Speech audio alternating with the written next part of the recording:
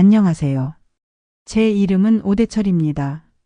올해 72세가 되었습니다. 지금 이렇게 제 이야기를 나누게 되어 조금 부끄럽습니다만 저와 비슷한 시대를 살아온 분들 그리고 젊은 세대들에게 제 경험이 조금이나마 도움이 될 수 있다면 하는 마음으로 용기를 내봅니다. 1973년 21살 때였습니다. 중학교를 졸업하고 군대를 다녀온 저는 서울에서 일자리를 찾고 있었습니다. 고향 충청도에서는 농사일 말고는 딱히 할 수 있는 게 없었거든요. 큰 꿈을 품고 서울로 올라왔지만 중졸 학력으로 할 수 있는 일이 많지 않았습니다. 공장, 건설 현장을 전전하다 우연히 친구의 소개로 버스 회사에 지원하게 되었습니다. 처음에는 정비 보조로 시작했습니다.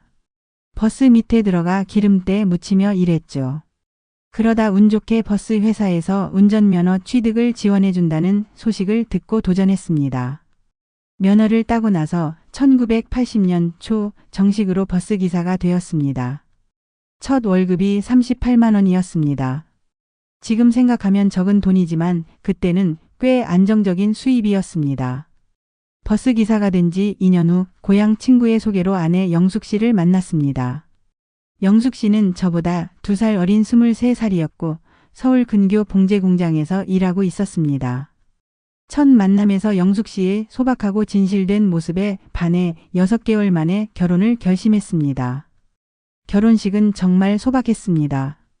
회사 동료들과 고향 친구들 몇몇을 초대해 조그만 예식장에서 올렸습니다. 신혼집은 서울 외곽 단지동 반지하 방 한 칸이었습니다. 월세 7만 원에 보증금 100만 원, 그마저도 회사에서 빌린 돈으로 겨우 마련했습니다. 결혼 첫 해는 정말 행복했습니다. 비록 좁은 공간이었지만 서로를 의지하며 열심히 살았습니다. 아내는 결혼 후에도 근처 봉제 공장에서 일을 계속했고 저는 버스 회사에서 성실하게 일했습니다. 그렇게 1년이 지나고 첫째 아들이 태어났습니다. 아이가 태어나자 삶의 무게가 달라졌습니다. 더 이상 우리 둘만의 삶이 아니었으니까요. 아들이 태어난 지 2년 후에 첫째 딸이 그리고 또 2년 뒤에 둘째 딸이 태어났습니다. 어느새 우리 가족은 5 식구가 되었고 반지하 방은 너무 비좁아졌습니다. 아이들이 자라면서 더 넓은 공간이 필요했고 저희는 월세 15만 원짜리 투룸으로 이사했습니다. 식구가 늘어나니 생활비도 늘어났고 아내는 아이들을 돌보느라 정식 직장을 다닐 수 없게 되었습니다. 대신 집에서 할 수 있는 봉제 임가공 일을 받아왔습니다. 밤늦게까지 재봉틀을 돌리는 아내의 모습이 지금도 선합니다. 버스기사 일은 정말 고되었습니다. 새벽 4시에 일어나 출근 준비를 하고 아침 5시 30분에는 차고지에 도착해야 했습니다. 첫 차는 보통 6시에 출발했습니다. 12시간 근무가 기본이었고 퇴근은 보통 저녁 7시에서 8시 사이였습니다. 집에 돌아오면 이미 아이들은 잠들어 있는 경우가 많았습니다. 주말에도 격주로 출근해야 했기 때문에 가족과 함께하는 시간이 너무 적었습니다. 그래도 버스기사의 삶에 점차 적응해 갔습니다. 매일 같은 노선을 운행하다 보니 단골 승객들도 생겼습니다. 매일 아침 같은 시간에 오는 회사원, 학생들의 얼굴을 보는 것이 소소한 즐거움이었습니다. 특히 학생들이 자라는 모습을 지켜보는 것은 마치 제 아이들을 보는 것 같아 마음이 따뜻해졌습니다. 하지만 버스기사 일이 항상 순탄했던 것은 아닙니다. 교통체증, 난폭 운전하는 차들, 불만을 표출하는 승객들. 매일이 도전의 연속이었습니다. 특히 비 오는 날이나 눈 오는 날은 정말 신경이 곤두섰습니다. 한 번은 폭설이 내린 날 미끄러운 길에서 간신히 사고를 피한 적이 있습니다. 그날 집에 돌아와서는 온몸이 떨려 잠을 이루지 못했습니다. 1990년대 중반 제 월급은 180만 원 정도로 올랐습니다. 그때 아이들은 이미 초등학교와 중학교에 다니고 있었습니다. 아이들 교육비가 점점 부담되기 시작했습니다. 학원비, 참고 수업비, 교복비 등 아이 하나당 들어가는 비용이 만만치 않았습니다. 그래서 저는 휴일에도 특근을 자원했고 밤 노선도 마다하지 않았습니다. 아내도 근처 식당에서 설거지 아르바이트를 시작했습니다. 우리 부부의 목표는 단 하나였습니다. 아이들을 대학에 보내는 것. 저희가 받지 못한 교육을 아이들에게는 꼭 받게 해주고 싶었습니다. 그것이 부모로서 할 수 있는 최선이라고 믿었습니다. 그래서 저희 부부는 모든 것을 아이들 교육에 쏟았습니다. 가족여행은 꿈도 꾸지 못했고 외식도 1년에 한두 번이 전부였습니다. 옷도 세일 때만 사거나 친척들에게 물려받았습니다. 아들이 고등학교에 입학했을 때 저희는 조금 더 나은 환경을 제공하기 위해 전세로 이사했습니다. 그동안 모은 돈 1,500만 원에 은행 대출 1,000만 원을 더해 2,500만 원짜리 전세 아파트로 이사했습니다. 17평 남짓한 작은 아파트였지만 아이들에게 공부방을 따로 마련해 줄 수 있어 기뻤습니다.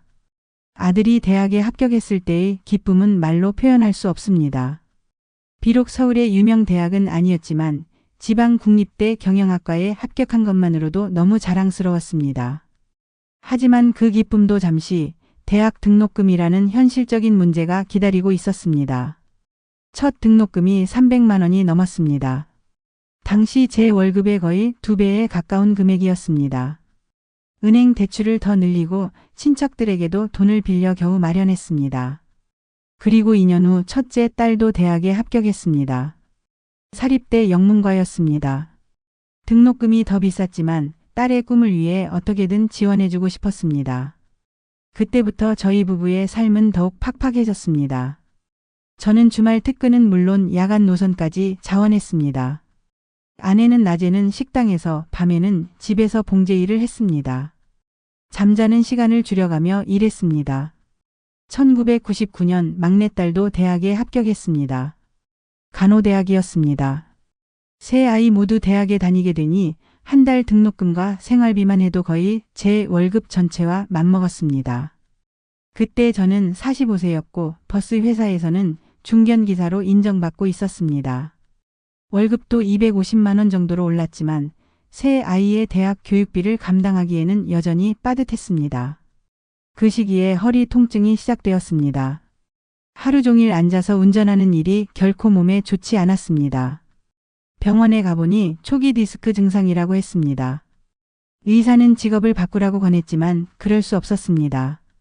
아직 아이들 학비가 남아 있었고 다른 일을 시작하기에는 나이가 너무 많았습니다. 그래서 통증을 참으며 계속 일했습니다. 아침마다 파스를 붙이고 허리 보호대를 착용한 채 운전대를 잡았습니다. 2005년 아들이 대학을 졸업하고 취직했습니다. 중소기업이었지만 안정적인 직장이었습니다. 첫 월급을 받아온 아들이 저희에게 20만 원을 내밀었을 때 그 순간의 감격은 지금도 잊을 수 없습니다. 비록 적은 금액이었지만 그동안의 고생이 헛되지 않았다는 증거였습니다. 2007년에는 첫째 딸이, 2009년에는 막내딸이 각각 대학을 졸업하고 취직했습니다. 세 아이 모두 대학을 졸업시키고 취직까지 시킨 것은 저희 부부 인생에서 가장 큰 성취였습니다. 그때 저는 이미 50대 후반이었고 몸은 예전 같지 않았지만 마음만은 가볍고 뿌듯했습니다. 2010년 아들이 결혼한다고 했습니다.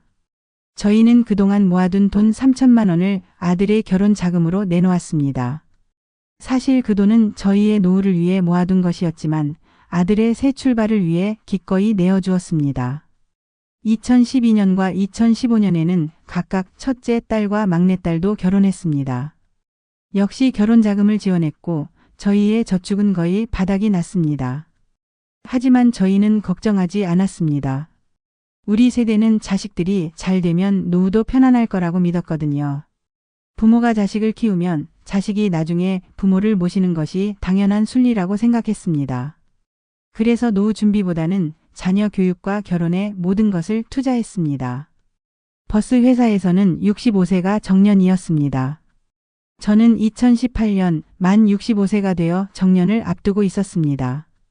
하지만 그 전에 건강 문제가 찾아왔습니다. 허리 디스크가 심해져 장시간 운전이 불가능하다는 의사의 진단을 받았습니다. 회사에서는 저보다 젊은 기사를 채용하고 싶어 했고 결국 저는 64세에 조기 퇴직을 하게 되었습니다. 퇴직금으로 9,800만 원을 받았습니다. 35년간의 근무에 대한 보상치고는 적은 금액이었지만 중간에 몇 번 퇴직금을 정산받았던 탓에 최종 금액이 줄어든 것이었습니다. 그래도 이 돈이면 노후에 어느 정도 보탬이 될 거라고 생각했습니다. 하지만 예상치 못한 일들이 일어났습니다. 퇴직 직후 아들이 사업을 시작하겠다며 자금 지원을 요청했습니다. 2천만 원을 아들에게 지원했습니다. 그리고 막내딸이 신혼집 마련을 위해 도움을 청했고 3천만 원을 더 내어주었습니다. 남은 돈으로 저희는 생활비와 의료비를 충당했습니다. 허리 디스크 치료, 아내의 당뇨 관리, 그리고 일상생활비로 퇴직금은 5년 만에 바닥이 났습니다. 국민연금은 월 95만 원이 나왔습니다. 최종 월급 320만 원의 약 30% 수준이었습니다. 기초연금은 연금 수령액이 기준을 초과해 받지 못했습니다. 월 95만 원으로 두 노인의 생활비와 의료비를 감당하기에는 턱없이 부족했습니다. 퇴직 후 처음 1년은 그래도 괜찮았습니다. 퇴직금이 있었고 자녀들도 가끔 용돈을 주었으니까요. 하지만 시간이 지날수록 경제적 현실이 점점 더 냉혹하게 다가왔습니다. 퇴직금은 생각보다 빨리 줄어들었고 자녀들의 지원도 점차 줄어들었습니다. 2019년 저희가 살던 전세 계약이 만료되었습니다. 전세금이 오르면서 재계약이 어려워졌고 결국 전세금을 빼서 영구임대 아파트 신청을 했습니다. 다행히 노인 가구라 우선순위가 있었지만 그래도 2년을 기다려야 했습니다. 그 2년 동안 저희는 월세 50만 원짜리 원룸에서 지냈습니다. 전세금에서 월세를 내다 보니 저축은 계속 줄어들었습니다. 2021년 드디어 영구임대 아파트에 입주했습니다. 13평 남짓한 작은 공간이었지만 월 임대료가 12만 원으로 저렴해 부담이 줄었습니다. 하지만 관리비와 공과금을 합치면 매월 30만 원 정도가 고정 지출로 나갔습니다. 남은 65만 원으로 식비, 의료비, 교통비 등을 해결해야 했습니다. 아내의 건강도 점점 나빠졌습니다. 당뇨 합병증으로 신장 기능이 저하되었고 시력도 점점 약해졌습니다. 매월 병원비와 약값으로 35만 원이 들었습니다. 저도 허리 디스크, 무릎 관절염, 고혈압, 전립선비대증 등 여러 질환을 앓고 있었습니다. 두 노인의 약값만 해도 가게에 큰 부담이었습니다. 생활이 점점 더 어려워지자 저는 일자리를 찾아 나섰습니다. 70세가 넘은 나이에 일자리를 구하는 것은 결코 쉽지 않았습니다. 수십 군데 이력서를 넣었지만 대부분 나이를 이유로 거절당했습니다. 결국 근처 아파트 경비 아르바이트를 구했습니다. 주 3일 하루 6시간씩 일하고 월 45만 원을 받았습니다. 아파트 경비 일은 생각보다 힘들었습니다. 서서 일해야 했기 때문에 무릎과 허리에 무리가 왔습니다. 하지만 그 월 45만 원이 없으면 생활이 불가능했기에 아픔을 참고 일했습니다. 때로는 젊은 입주민들의 무시하는 태도에 상처받기도 했지만 참고 견뎠습니다. 자녀들에게 경제적 지원을 요청하는 것도 점점 더 어려워졌습니다. 아들은 중소기업 대리로 일하며 두 아이를 키우고 있었고 아파트 대출금도 갚아야 했습니다. 첫째 딸은 남편의 사업 실패로 오히려 경제적으로 어려운 상황이었습니다. 막내딸은 신혼생활을 시작한 지 얼마 되지 않아 저축도 많지 않았습니다. 명절에 자녀들이 모이면 각각 용돈을 주긴 했지만 한 명당 30만 원 정도였고 그마저도 비정기적이었습니다. 저희는 자녀들에게 부담을 주기 싫어 경제적 어려움을 숨겼습니다. 우리는 잘 지내니 걱정하지 말라고 말했지만 실제로는 매달 빠듯하게 살고 있었습니다. 식비를 절약하기 위해 저희는 주 3회 복지관 중식 서비스를 이용했습니다. 한 끼에 3,000원으로 따뜻한 밥과 국 반찬을 먹을 수 있었습니다.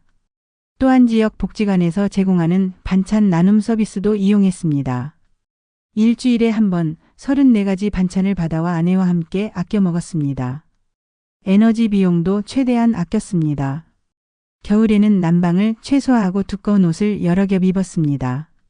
전기요금을 아끼기 위해 필요 없는 전등은 모두 끄고 TV 시청 시간도 줄였습니다.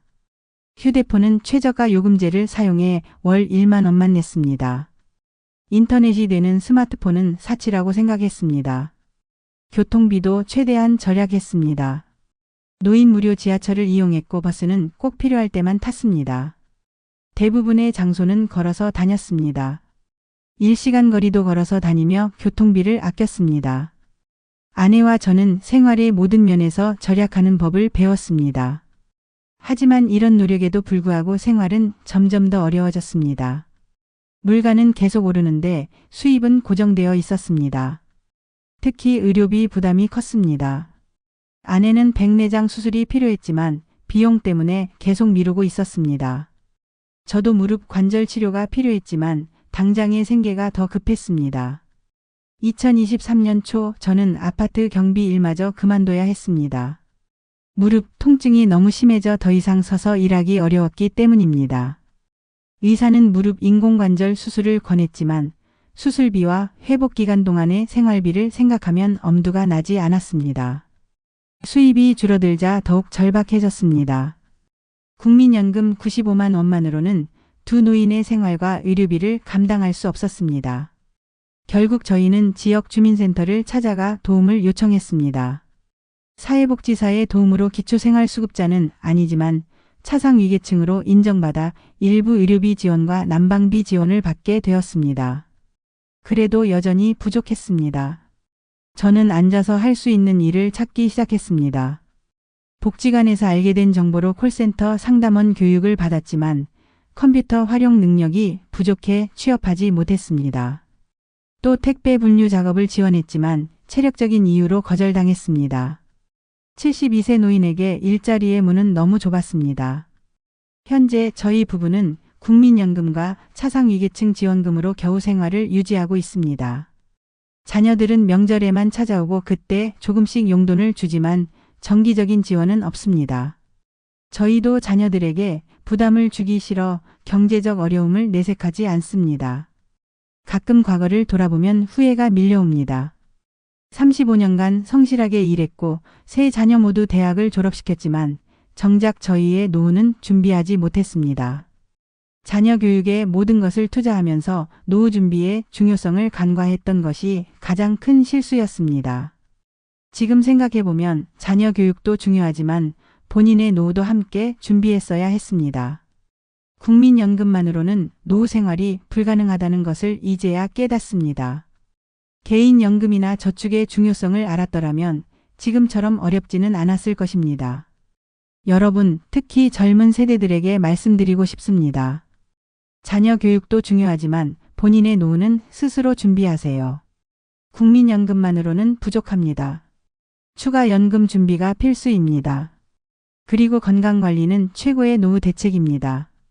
건강을 잃으면 모든 것을 잃게 됩니다. 지금 저는 72세입니다. 아직 10년, 20년은 더 살아야 할지도 모릅니다. 하지만 남은 삶을 어떻게 살아갈지 막막합니다. 그래도 포기하지 않고 할 수 있는 일을 찾아 조금이라도 상황을 개선하려 합니다. 아내와 함께 건강을 챙기며 소소한 취미를 찾아 즐기려고 노력합니다. 제 이야기가 여러분에게 교훈이 되었으면 합니다. 우리 세대의 실수를 반복하지 않기를 바랍니다. 균형 잡힌 삶의 계획이 얼마나 중요한지 깨달으셨으면 좋겠습니다. 제가 어렸을 때는 부모님을 모시는 것이 당연한 일이었습니다. 우리 부모님 세대만 해도 자식들이 돌아가며 부모님을 모시고 생활비를 드리는 것이 자연스러운 일이었죠. 저도 그런 문화 속에서 자랐기에 나이 들면 자녀들이 저를 모실 거라고 막연히 생각했습니다. 결혼하고 아이들을 키우면서도 그런 생각은 변함이 없었습니다. 지금은 내가 아이들 뒷바라지를 하지만 나중에는 아이들이 나를 돌봐줄 거야. 이런 믿음이 있었기에 저축보다는 자녀 교육에 모든 것을 투자했던 것 같습니다. 노후 준비라는 개념 자체가 희박했습니다. 당시에는 개인연금이나 노후 저축의 중요성을 강조하는 사회적 분위기도 약했고요. 퇴직을 앞두고 있을 때도 크게 걱정하지 않았습니다. 세 자녀 모두 대학을 졸업하고 직장에 다니고 있었으니까요. 아이들이 잘 자랐으니 이제는 내가 편하게 살 차례라고 생각했습니다. 특히 막내딸이 간호사가 되어 제 건강도 챙겨줄 수 있을 거라 기대했습니다. 퇴직 직후에는 아이들도 제법 신경을 써주었습니다. 한 달에 한 번씩은 찾아와 식사도 함께하고 용돈도 조금씩 주었습니다. 하지만 시간이 지날수록 아이들의 방문 빈도는 줄어들었고 경제적 지원도 명절 때 주는 용돈이 전부가 되었습니다. 처음에는 서운했습니다. 내가 평생 너희들을 위해 일했는데 이제 와서 나를 외면하냐는 생각이 들었습니다. 하지만 점차 아이들의 상황을 이해하게 되었습니다. 그들도 살기 힘든 세상에서 각자의 가정을 꾸려나가느라 바쁘고 힘들었던 거죠. 장남은 중소기업 대리로 일하며 두 아이를 키우고 있었습니다. 2018년에 3억 원짜리 아파트를 사면서 2억 원의 대출을 받았는데 월 상환액만 120만 원이었습니다. 게다가 두 아이 학원비가 월 80만 원, 생활비까지 합치면 월급의 대부분이 나가는 상황이었습니다. 그런 상황에서 부모님까지 정기적으로 지원하기는 어려웠을 겁니다. 첫째 딸은 더 어려운 상황이었습니다. 남편이 2019년에 자영업을 시작했다가 코로나19로 사업이 어려워졌고 결국 2022년에 폐업했습니다. 5천만 원의 빚을 안게 되었고 딸이 혼자 직장 생활을 하며 가정 경제를 꾸려나가야 했습니다. 그런 딸에게 경제적 지원을 요청하기는 더욱 어려웠습니다. 막내딸은 2015년에 결혼해 아직 자녀가 없었습니다. 서울 근교에 전세로 살고 있었는데 전세금이 3억 원이나 되었습니다. 남편과 둘 다 직장에 다녔지만 높은 주거비와 생활비로 저축이 많지 않았습니다.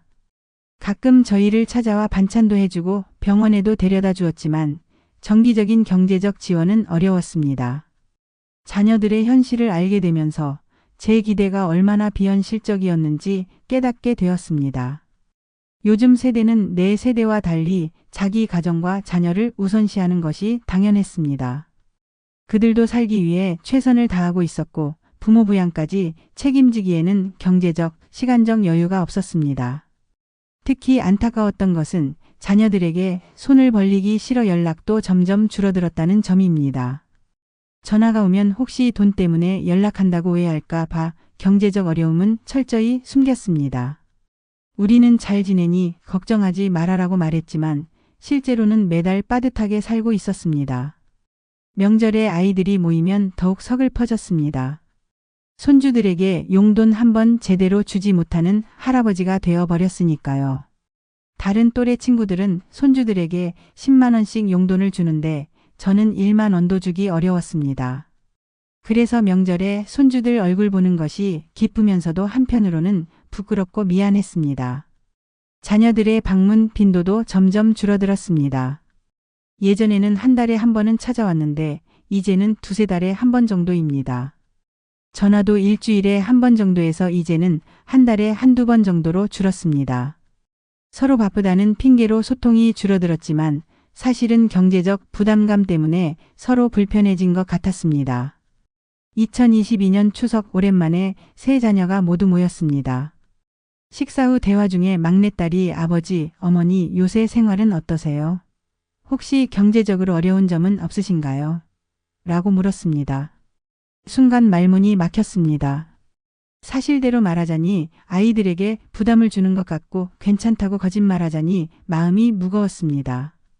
결국 우리는 잘 지내고 있으니 걱정하지 말아라고 대답했습니다. 하지만 아내의 눈에 고인 눈물을 딸이 놓치지 않았습니다.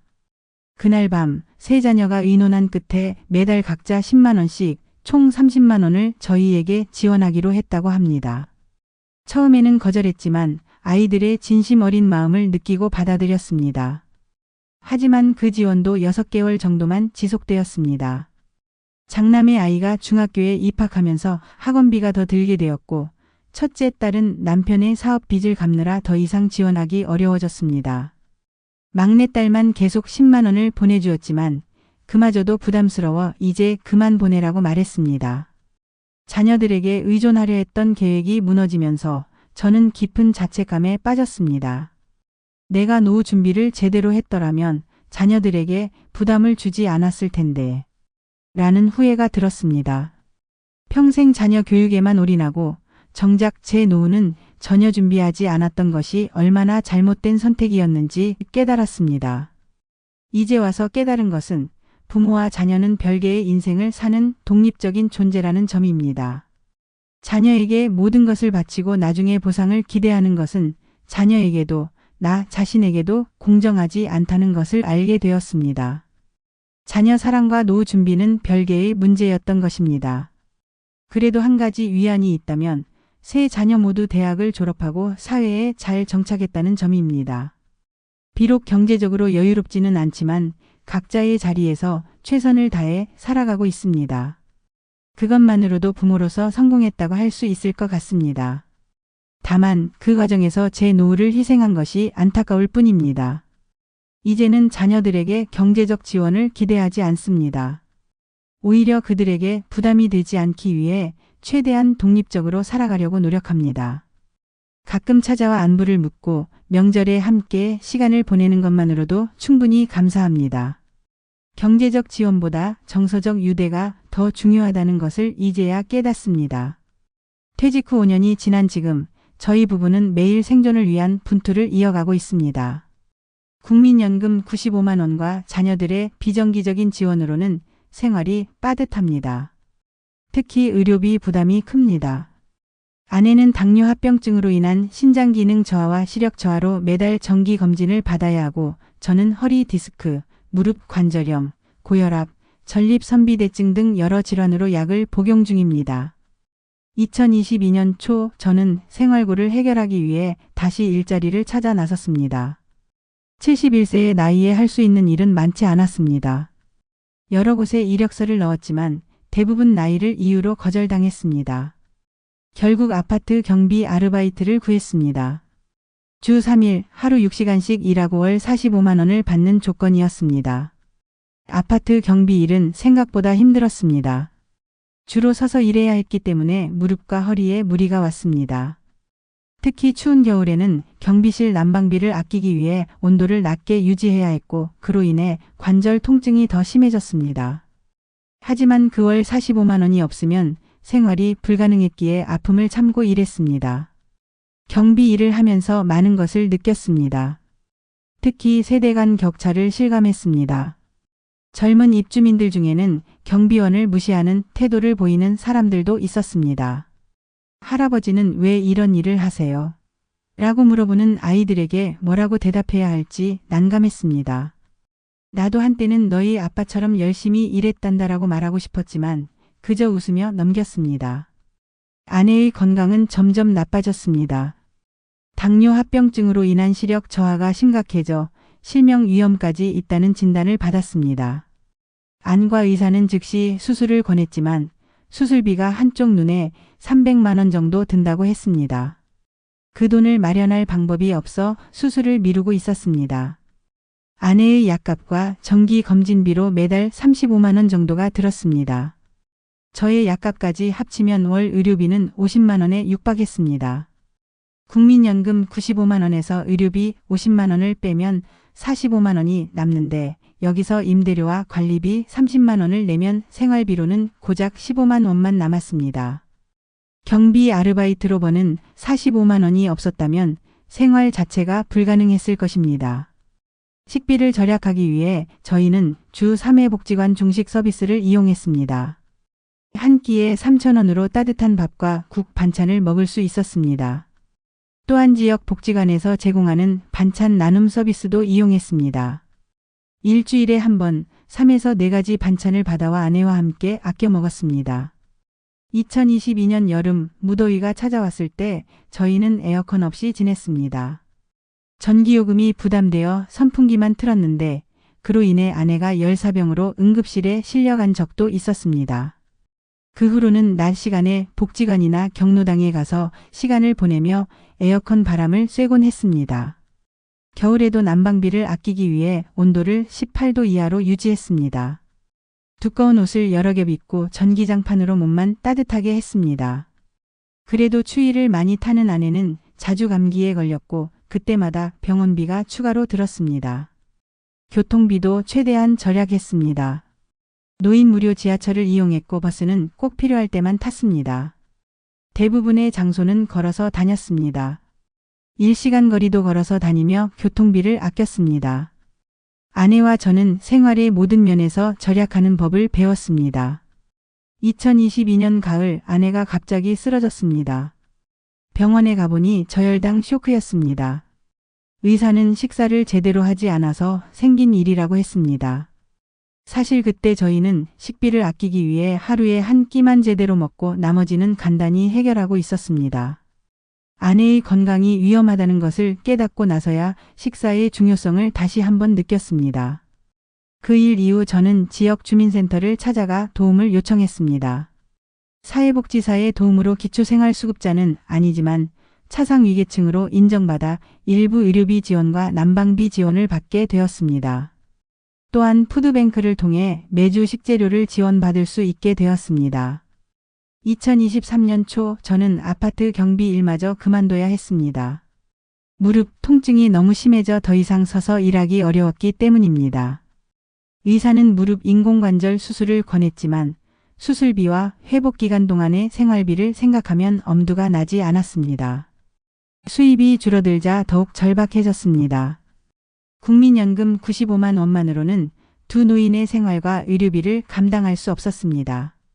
저는 앉아서 할 수 있는 일을 찾기 시작했습니다.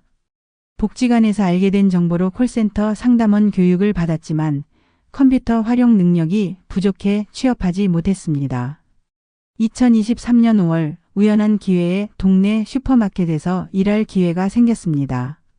주인이 저와 같은 교회를 다니는 분이었는데 제 사정을 알고 일자리를 제안해 주셨습니다. 하루 4시간씩 주 5일 일하고 월 60만 원을 받는 조건이었습니다. 주로 앉아서 계산대를 보는 일이라 무릎에 무리가 덜 갔습니다. 슈퍼마켓 일은 경비 일보다 훨씬 나았습니다. 다양한 사람들을 만나고 대화할 수 있어 정서적으로도 도움이 되었습니다. 특히 단골 손님들과 안부를 나누는 것이 소소한 즐거움이었습니다. 일하면서 가끔 손주 같은 아이들에게 사탕 하나씩 건네주는 것도 행복한 순간이었습니다. 아내도 건강이 허락하는 범위 내에서 일을 찾았습니다. 복지관에서 운영하는 수세미 뜨기 프로그램에 참여해 작은 수입을 얻었습니다.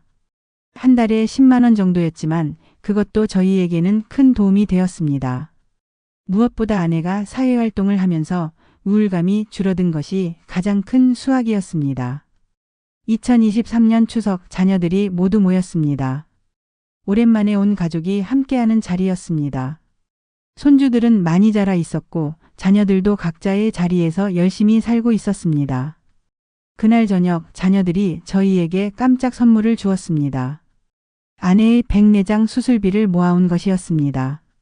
세 자녀가 각각 100만 원씩 모아 300만 원을 마련했다고 했습니다. 그 순간 저는 눈물을 참을 수 없었습니다. 경제적으로 어려운 상황에서도 부모를 생각하는 자녀들의 마음이 너무 고마웠습니다. 아내는 그 자리에서 엉엉 울었고 자녀들도 함께 눈물을 흘렸습니다. 그동안 서로 말하지 못했던 마음들이 그 순간 모두 통한 것 같았습니다. 2023년 10월 아내는 드디어 백내장 수술을 받았습니다. 수술은 성공적이었고 시력이 많이 회복되었습니다. 아내는 다시 책을 읽을 수 있게 되었다며 기뻐했습니다. 오랜만에 아내의 밝은 웃음을 보니 저도 행복했습니다.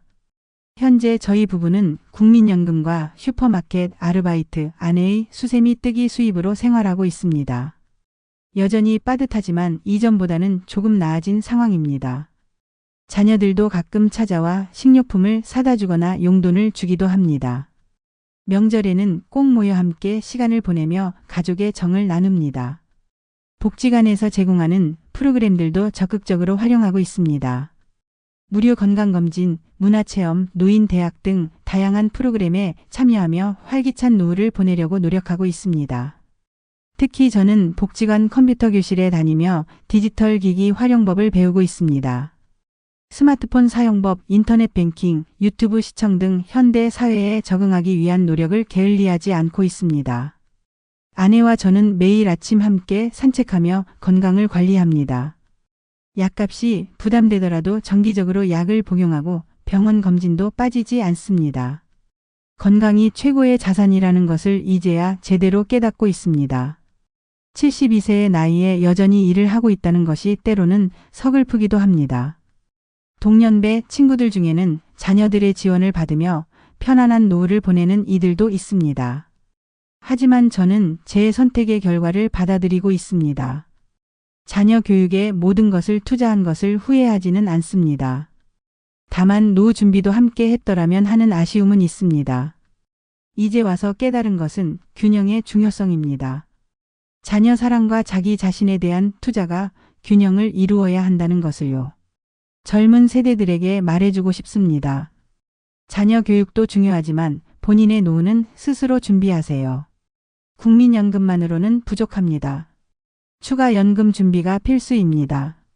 그리고 건강관리는 최고의 노후 대책입니다.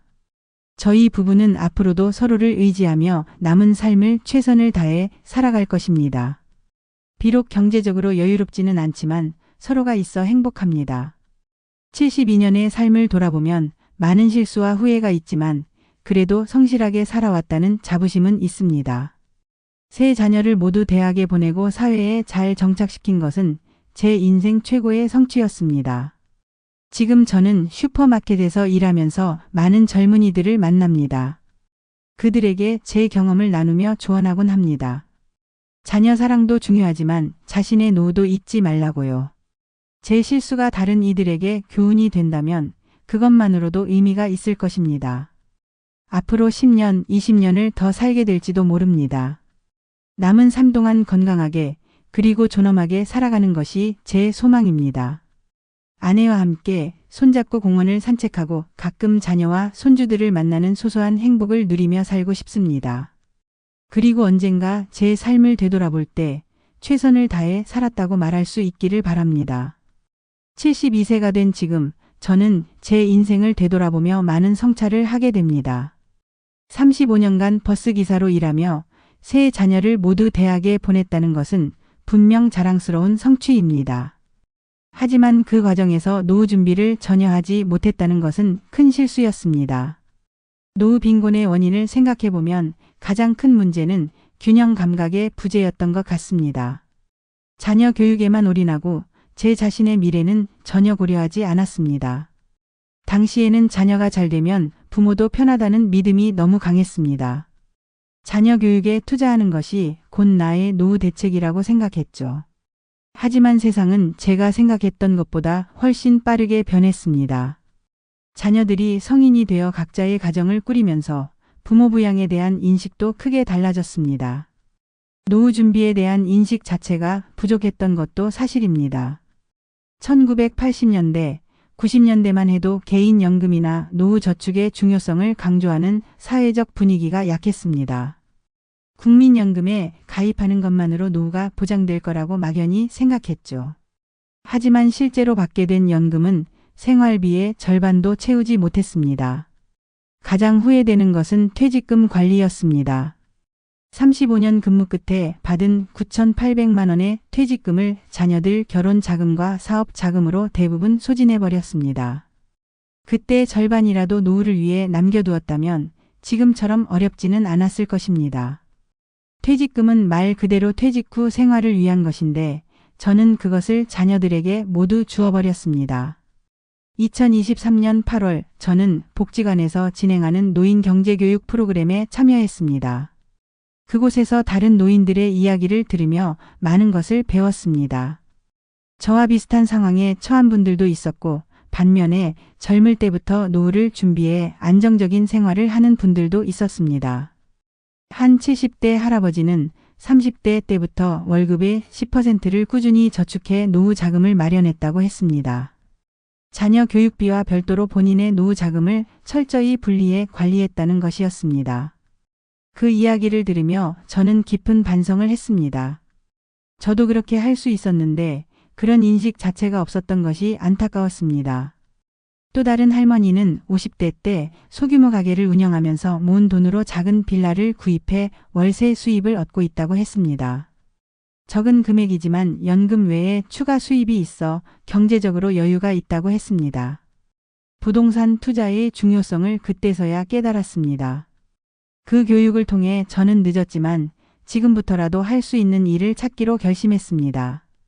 72세의 나이에도 경제적 상황을 조금이라도 개선할 수 있는 방법을 모색하기 시작했습니다. 첫 번째로 시작한 것은 지출 관리였습니다. 가계부를 꼼꼼히 작성하며 불필요한 지출을 줄였습니다. 특히 의료비 부담을 줄이기 위해 국가에서 제공하는 노인 건강검진과 의료지원 프로그램을 적극 활용했습니다. 차상위계층으로 인정받아 의료비 본인 부담금 경감 혜택도 받게 되었습니다. 두 번째는 안정적인 일자리 찾기였습니다. 슈퍼마켓 아르바이트는 계속 유지하면서 추가로 할 수 있는 일을 찾았습니다. 복지관에서 소개받은 노인 일자리 사업에 지원해 월 27만 원을 추가로 받게 되었습니다. 주 3일 하루 3시간씩 초등학교 앞 교통안전지도를 하는 일이었습니다. 비록 적은 금액이지만 규칙적인 수입이 생겨 큰 도움이 되었습니다. 세 번째는 디지털 역량 강화였습니다. 복지관 컴퓨터 교실에서 기본적인 컴퓨터 활용법과 스마트폰 사용법을 배웠습니다. 인터넷 뱅킹, 모바일 쇼핑, 유튜브 시청 등 디지털 기기를 활용해 생활의 편의를 높이고 비용도 절약할 수 있게 되었습니다. 특히 온라인 쇼핑을 통해 생필품을 저렴하게 구입하는 방법을 배운 것이 큰 도움이 되었습니다. 네 번째는 건강관리였습니다. 아내와 함께 매일 아침 30분씩 걷기를 실천했고 복지관에서 제공하는 노인 체조 프로그램에도 참여했습니다. 건강을 유지하는 것이 의료비를 줄이는 가장 효과적인 방법임을 깨달았습니다.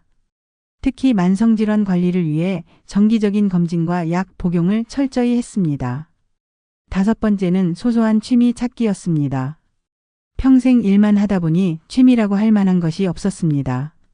복지관에서 진행하는 무료 영화 상영, 바둑 동호회 등에 참여하며 정서적 안정을 찾았습니다.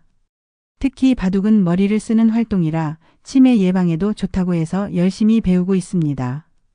2023년 말 저는 복지관 사회복지사의 권유로 노인 경제교육 멘토로 활동하게 되었습니다. 제 경험을 바탕으로 다른 노인들에게 경제적 실수와 교훈을 나누는 역할이었습니다. 처음에는 부끄러웠지만 제 이야기가 다른 이들에게 도움이 된다는 생각에 용기를 내어 참여했습니다. 멘토 활동을 하면서 저는 오히려 더 많은 것을 배웠습니다. 다양한 배경의 노인들을 만나고 그들의 지혜를 들으며 제 시야가 넓어졌습니다. 또한 제 경험이 누군가에게 도움이 된다는 사실의 보람을 느꼈습니다. 비록 경제적으로는 어렵지만 정서적으로는 풍요로워지는 경험이었습니다. 2024년 초 아내와 저는 작은 결심을 했습니다. 남은 인생을 최대한 의미 있게 살자는 것이었습니다. 경제적 어려움에 짓눌려 하루하루를 버티며 사는 것이 아니라 가능한 범위 내에서 작은 행복을 찾아 누리기로 했습니다. 그 일환으로 저희는 오랫동안 미뤄왔던 고향 방문을 계획했습니다. 충청도 고향마을은 40년 넘게 가보지 못했습니다. 교통비와 숙박비를 아껴 3개월 동안 조금씩 모은 끝에 2024년 4월 마침내 2박 3일 일정으로 고향을 방문했습니다. 고향은 많이 변해 있었습니다. 예전에 살던 초가집은 사라지고 새 건물이 들어서 있었고 마을 길도 포장되어 있었습니다.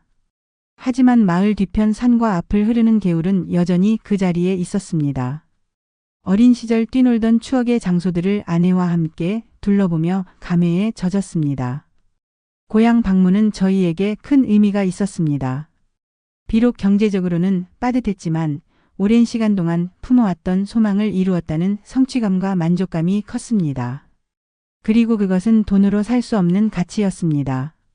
귀경길에 저희는 서로에게 약속했습니다. 앞으로도 작은 목표를 세우고 그것을 이루기 위해 노력하자고요. 다음 목표는 제주도 여행이었습니다. 평생 한 번도 가보지 못한 제주도를 80세가 되기 전에 꼭 가보기로 했습니다. 이를 위해 매달 조금씩 저축을 시작했습니다. 2024년 여름 저는 슈퍼마켓 일을 계속하면서 새로운 기회를 얻게 되었습니다. 지역 노인복지관에서 노인 디지털 교육 보조 강사로 일할 기회가 생긴 것입니다. 제가 배운 디지털 기기 활용법을 다른 노인들에게 가르치는 역할이었습니다. 주 2회, 회당 2시간씩 활동하고 월 20만 원을 받는 조건이었습니다. 디지털 교육 보조 강사 일은 저에게 새로운 도전이었습니다. 평생 육체 노동만 해왔던 제가 이제는 남에게 무언가를 가르치는 역할을 맡게 된 것이었습니다. 처음에는 자신감이 없었지만 저와 비슷한 연령대의 노인들이 디지털 기기 사용에 어려움을 겪는 모습을 보며 도움을 주고 싶다는 마음이 커졌습니다. 강사 활동을 하면서 저는 새로운 자아를 발견했습니다. 버스기사로 35년을 보냈지만 72세에 새로운 일을 배우고 그것을 다른 이들과 나눌 수 있다는 사실이 저를 자랑스럽게 만들었습니다. 특히 저보다 나이가 많은 80대 할머니, 할아버지들이 제 도움으로 스마트폰을 사용할 수 있게 되었을 때의 보람은 말로 표현할 수 없었습니다. 2024년 가을, 저희 부부의 경제 상황은 조금씩 나아지고 있었습니다. 슈퍼마켓 일과 디지털 교육 보조 강사 활동으로 월 80만 원의 추가 수입이 생겼고 아내도 수세미 뜨기로 월 10만 원 정도를 벌었습니다. 국민연금 95만 원과 합쳐 월 185만 원의 수입이 있었습니다. 여전히 넉넉하지는 않았지만 이전보다는 훨씬 나아진 상황이었습니다. 개선된 경제 상황 덕분에 저희는 작은 여유도 가질 수 있게 되었습니다. 한 달에 한 번은 근처 식당에서 외식을 하고 가끔은 영화관에 가서 영화도 보았습니다. 손주들 생일에는 작은 선물과 용돈도 줄 수 있게 되었습니다. 이런 작은 행복들이 저희의 삶에 활력을 불어넣었습니다. 건강 관리에도 더 신경을 쓰게 되었습니다. 제 무릎 인공관절 수술을 더 이상 미루지 않기로 결정했습니다. 차상위계층 의료 혜택으로 본인 부담금이 크게 줄어들어 수술이 가능해졌습니다. 2024년 11월에 수술을 받고 현재 재활 중입니다. 통증이 크게 줄어들어 일상생활이 훨씬 편해졌습니다. 아내의 건강도 안정을 찾아가고 있습니다. 백내장 수술 이후 시력이 크게 개선되었고 당뇨 관리도 꾸준히 하고 있습니다. 복지관에서 제공하는 만성질환 관리 프로그램에 참여해 정기적인 검진과 교육을 받고 있습니다. 건강이 좋아지니 삶의 질도 함께 향상되었습니다. 자녀들과의 관계도 조금씩 개선되고 있습니다. 경제적으로 조금 여유가 생기니 자녀들에게 손을 벌리는 일이 줄어들었고 그로 인해 심리적 거리감도 줄어들었습니다. 오히려 저희가 손주들에게 용돈을 줄 수 있게 되면서 할아버지, 할머니로서의 자존감도 회복되었습니다. 2025년 2월 저는 72세의 나이에 새로운 도전을 시작했습니다. 복지관에서 진행하는 노인 자서전 쓰기 프로그램에 참여한 것입니다. 평생 살아온 이야기를 글로 남기는 작업이었습니다. 처음에는 글쓰기가 서툴러 어려웠지만 강사의 도움을 받아 조금씩 진전을 이루고 있습니다. 자서전을 쓰면서 저는 제 삶을 객관적으로 돌아볼 수 있게 되었습니다. 35년간 버스기사로 일하며 세 자녀를 대학에 보낸 것은 분명 자랑스러운 성취였습니다. 노후 준비를 하지 못한 것은 실수였지만 그것이 제 인생 전체를 실패로 규정짓지는 않는다는 것을 깨달았습니다.